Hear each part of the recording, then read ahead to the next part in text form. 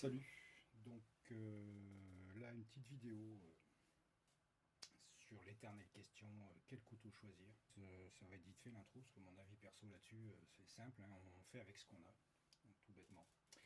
Donc oui, donc dans cette vidéo je vais peut-être un petit peu chambrer mes amis adeptes de bushcraft et ou survivalisme, pardon. Mais attention, hein, ce n'est pas méchant. Hein. Je ne suis pas un expert dans ces domaines, donc je ne vais pas me permettre de critiquer quoi que ce soit. Hein. C'est juste du chambrage. Hein. Je n'ai absolument rien contre le bushcraft et ou le survivalisme, bien au contraire. Donc, justement, tiens, en parlant du bushcraft et du bushcraft, le couteau utilitaire. Alors ça c'est vraiment très présent, voire carrément c'est une star chez eux, ça, le couteau utilitaire. Donc pour le bâtonnage, taillage en tout genre, débroussaillage, alimentaire, tout ce que vous voulez, quoi. Oui,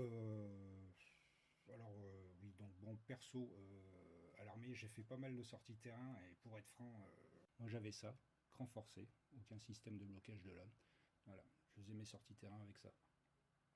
Et franchement, bon, des cabanes ou autres postes d'observation de combat, on en a fait plein, hein, on n'a jamais bâtonné. Voilà, surtout ce qui est important, c'est ça, le cordage. On a ficelé des tas de branches les unes aux autres, des troncs fins par exemple que l'on courbait, que l'on attachait sur des troncs droits situés à proximité, et ça nous faisait déjà une armature pour mettre la bâche. Là il me vient à l'esprit l'exemple de la bûche que l'on fend en morceaux plus petits avec un couteau. Ça, c'est un exemple qui revient souvent dans les vidéos, franchement, les vidéos de bushcraft. Alors, par exemple, vous prenez une bûche, un gros morceau de bois, hein, posez le couteau là. Bon, pas celui-là, hein, c'est pour l'exemple. Posez le couteau et avec un autre morceau de bois, vous tapez dessus jusqu'à ce que petit à petit, hop, ça vous coupe un morceau plus fin. Bon, pour l'exemple, hein, c'est là, voilà, un Opinel numéro 12, hein, c'est juste pour l'exemple.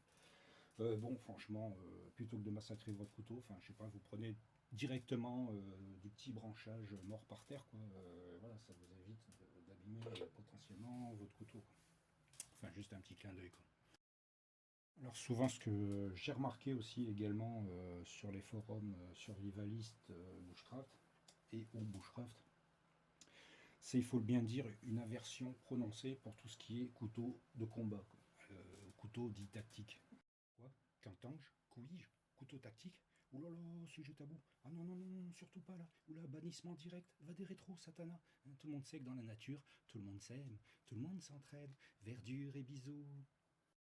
Ben non, désolé. Hein. Contrairement à la bien-pensance que l'on peut trouver sur certains forums ou sites survival au bushcraft, votre intégrité physique, hein, votre vie, celle de vos proches, s'ils sont avec vous, peut être en danger quoi, dans la nature. Hein. Ne serait-ce que par quelques bestioles affamées et carnivores, déjà.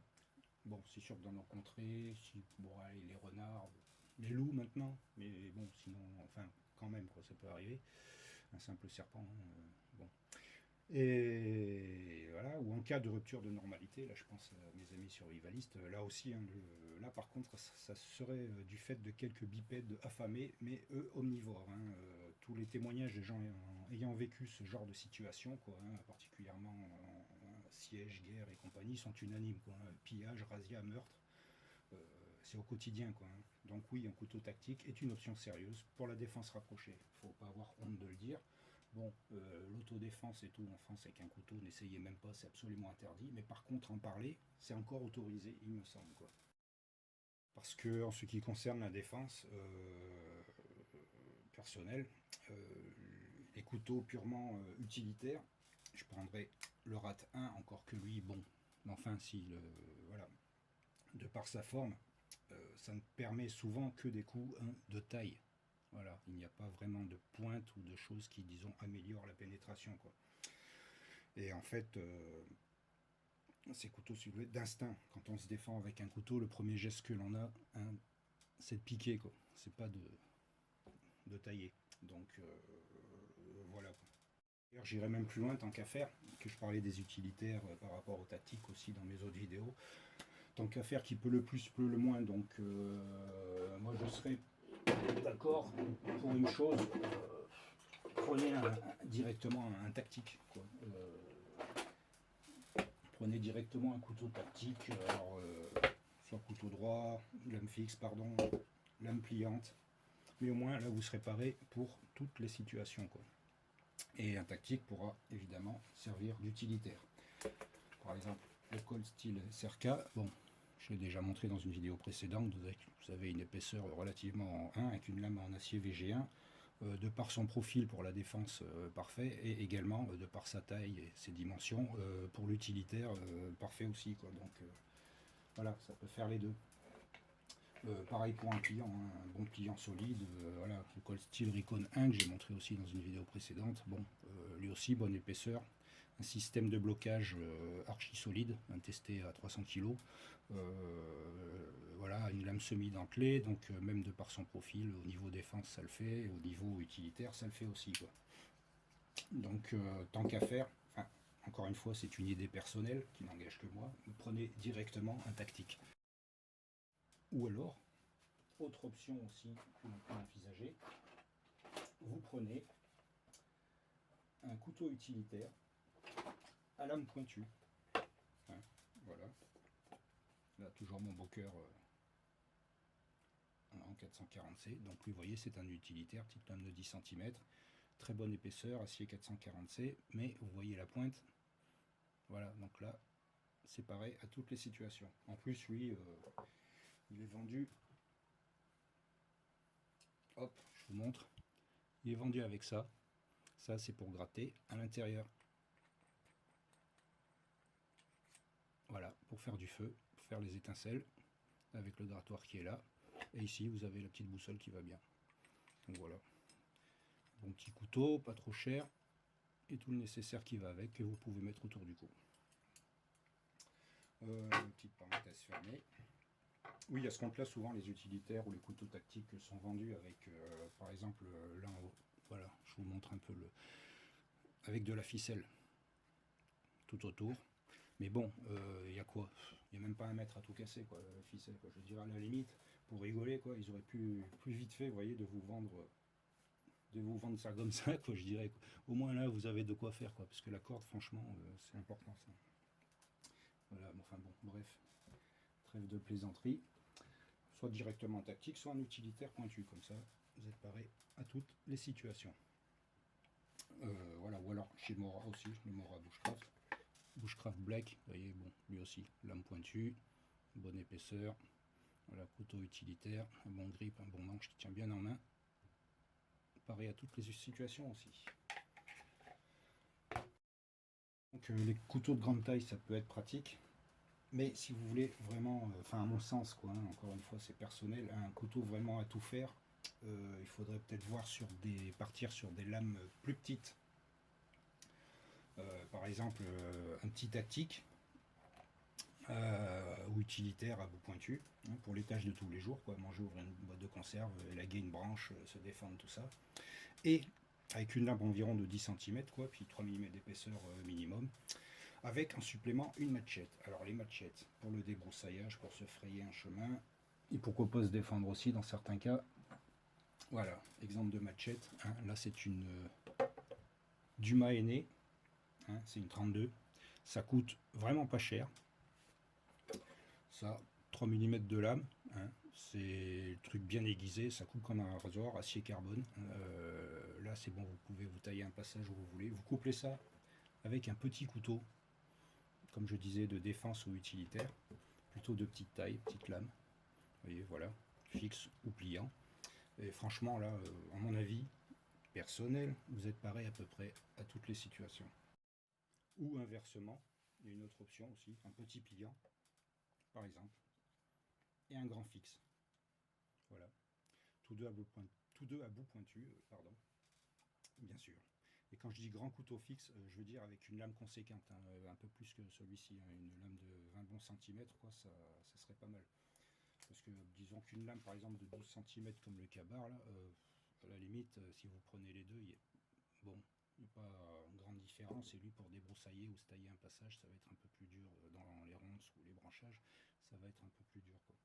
Vous allez y arriver, mais vous mettrez plus longtemps par rapport à une lame plus longue qui abattra plus de boulot. J'irai même plus loin. Si vraiment, vraiment, vraiment, vous n'avez absolument rien d'autre, pour rigoler, quoi, franchement, à la limite, je vais dire un couteau de cuisine bête et méchant, mais d'une certaine taille, comme celui-ci par exemple. Voilà, c'est un couteau de cuisine tout con. Hein. Il y a quoi? Il y a 2 mm, 2 mm et demi d'épaisseur, ce qui n'est quand même pas négligeable. Une bonne taille, ça coupe comme un rasoir, c'est facile à aiguiser. C'est tout con. Hein. Mais ça, pour remplacer un grand fixe, ça peut le faire pour des choses, des travaux pas trop durs. Hein. Débroussailler dans les ronces, élaguer une branche, couper un morceau de viande. Voilà, ce genre de choses. Ça, après, vous pouvez aussi le coupler avec un petit pliant ou un petit fixe. Et là aussi, à mon avis, bon, ben, vous êtes pareil, quoi. C'est une petite option à envisager, hein, parce que ça peut peut-être faire rigoler certains, mais quand vous voyez certains couteaux Mora ultra connus, je veux dire, hein, la différence, elle n'est pas énorme. Même le couteau de cuisine a une lame plus épaisse, quoi. Donc voilà, c'est pas à négliger non plus, quoi. Ça coûte rien. Voilà, quoi. Ça peut le faire aussi. Ça fait le job. Ce compte-là, si on part dans l'ultra minimaliste, donc un bon couteau de cuisine comme je viens de l'expliquer, avec un bon vieux Pinel numéro 10, hop, sécurité à virole pour pas que la lame se referme, ou un numéro 12, voilà, je veux dire, là vous en avez à tout casser pour 20 euros, quoi, les trois, on va dire, peut-être un peu plus, entre 20 et 30 euros les trois, mais bon, voilà, quoi, vous êtes pareil aussi, quoi, à la limite, c'est pas à rejeter, quoi. Aussi bien pour la défense d'ailleurs, parce que bon, le Pinel, même s'il a une forme de lame plus utilitaire, mais bon, il a une bonne pointe quand même, enfin je pense que ça pourrait le faire aussi. Couteau de cuisine encore plus d'ailleurs, hein. Lui ça fait carrément baïonnette, on dit. Enfin bon, bref. Voilà, peut-être même un petit cran forcé, mais bon, les crans forcés j'aime pas trop parce que ça peut se refermer sur les doigts selon certains travaux. Je dirais même un petit couteau de cou, vous voyez, facile à transporter là, voilà, hein, comme le toujours, oui je sais, j'aime bien cette marque Cold Steel. Voilà, un petit couteau de cou, pardon, comme ça, tranchant comme un rasoir, facile à aiguiser. Ça, c'est pour les petits travaux de tous les jours. Hein, en plus, c'est facilement transportable. C'est autour du cou, vous risquez pas de le perdre. Et voilà, puis vous couplez ça avec un couteau plus grand, un opinel, n'importe quoi, ou carrément couteau tactique ou autre, que sais-je. C'est pour tout ça que je pense que c'est assez difficile de définir le couteau universel pour ce genre d'activité, parce que vous pourriez être amené à faire des tâches où vous avez besoin d'un couteau grand et solide, et d'autres vous avez besoin d'un couteau petit. Mais dans tous les cas, il faut qu'il soit solide et, à mon sens, avec un bout pointu pour parer à absolument toutes les situations. Si vous avez suivi, vous saurez de quoi je parle. Enfin, à mon sens, pour moi, hein, il me semble que la bonne solution, justement, c'est un petit couteau fixe ou pliant. Vous voyez, voilà, avec une lame d'une dizaine de centimètres, assez épaisse, et la bonne vieille machette.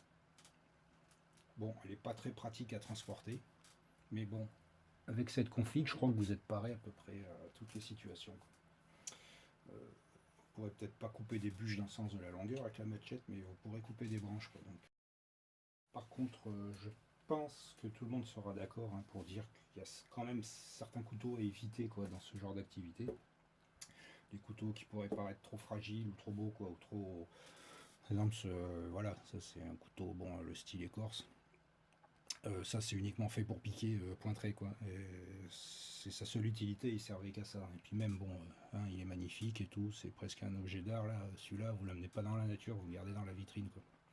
Ça c'est clair. Peut-être aussi, je pense à éviter, c'est tout ce qui est canif, voilà, à cran forcé. Hein, ça aussi, c'est pas très très très solide. Ça suit peut-être pour vous curer les ongles, des choses comme ça, quoi. Mais bon, sinon pour les activités utilitaires ou de défense, c'est même pas la peine, quoi. Pareillement, les couteaux urbains, comme on pourrait dire, hein, même s'ils sont magnifiques, c'est pour ça que je les ai achetés. Ils sont vraiment très beaux. Voilà. Mais visiblement, voilà quoi. faut pas aller dans la nature avec ça, ou chasser avec ça, ou tailler une bûche avec ça. Voilà. Si, un cordage peut-être, mais bon, c'est tout quoi. Mais de toute manière, ils ne sont pas faits pour ça à la base, hein. Ce sont des couteaux urbains quoi. Voilà. Ce n'est pas du tout la même finalité, hein. Mais ils sont beaux, j'aime bien. Jusqu'à un certain point, hein, parce que certains petits entre guillemets couteaux pourraient faire l'affaire en petit utilitaire de poche, quoi.